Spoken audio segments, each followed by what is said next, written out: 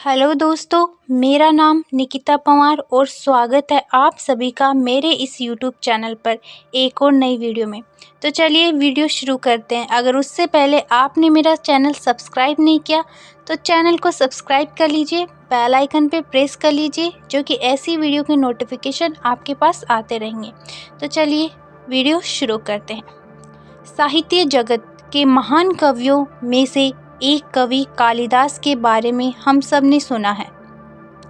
कवि कालिदास ने अपने जीवन काल में कई बेहतरीन काव्य रचनाएं की है, लेकिन उनके द्वारा लिखे हुए साहित्यों में से संकुलता और मेघदूत ये दो किताबों ने उन्हें महान कवियों की पंक्ति में लाकर खड़ा कर दिया।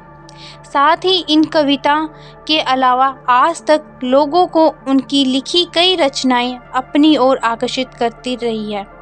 लेकिन क्या आप जानते हैं कि एक महामूर्ख व्यक्ति, एक विज्ञानी और एक कल्पनाशील कवि कालिदास कैसे बना? आइए आज हम आपको कवि कालिदास और उनकी पत्नी विद्योत्मा की रचना की कहानी सुनाते हैं। विद्योत्मा बहुत पहले एक राजकुमारी थी।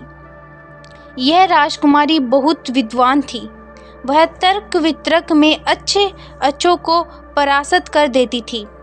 जब उसकी शादी की बात चली तब उसने घोषणा कर दी कि वह सिर्फ और सिर्फ उसी इंसान से शादी करेगी जो उसे ज्ञान चर्चा में हरा सके।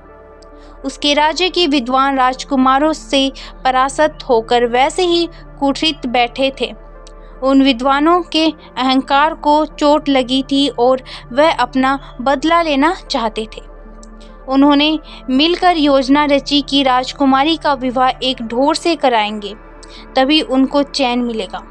अपनी इसी घृणा के चलते वे सब एक महामूर्ख को ढूंढने निकले। तो कुछ दिन बाद उन्हें एक आदमी मिला, बड़ा ही विचित्र, जिस पेड़ की डाल पर बैठा था और उसी को काट रहा था। उन्होंने सोचा इससे बड़ा मूर्ख कहाँ मिलेगा।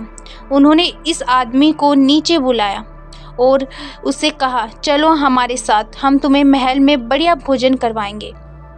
बस एक ही शर्त है, महल में जाकर तुम्हें कुछ भी नहीं बोलना। जो कुछ बताना चाहते हैं सिर्फ इशारे से बताना। वह आदमी राजी खुशी उन लोगों के साथ चल पड़ा। विद्वान राजा के सामने उपस्थित हुए और उन्होंने कहा कि हमें राजकुमारी के लायक एक बहुत ही बड़े विद्वान मिले हैं। उन्हें राजकुमारी के प्रस्ताव स्वीकार है, परंतु उन्होंने चर्चा की शर्त ये रखी है कि वह अपने मुंह से कुछ नहीं बोलेंगे। राजकुमारी और व्यक्ति आमने सामने बैठे। राजकुमारी ने मूर्ख को अपनी खुली हथेली दिखाई तो मूर्ख को लगा वह उसे थप्पड़ दिखा रही है। उसने बदले में अपनी बंद हथेली यानी एक गुस्सा दिखाया।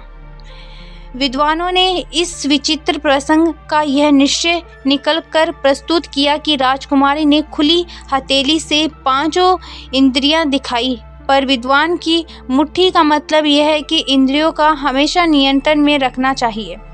राजकुमारी ने यह बात सही मानते हुए अपनी हार स्वीकार की और उस व्यक्ति से शादी करने को तैयार हो गई।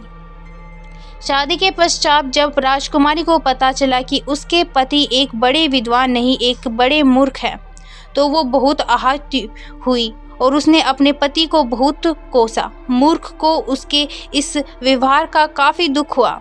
उसने सोचा वो ज्ञान प्राप्त करके ही रहेगा।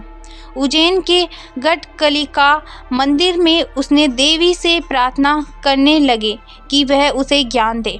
बदले में वह अपनी जीभ तक काटने को तैयार है। जब उसने अपनी जीभ काटने के लिए तलवार उठाई, देवी प्रकट हुई और उन्हें उसे आशीर्वाद दिया।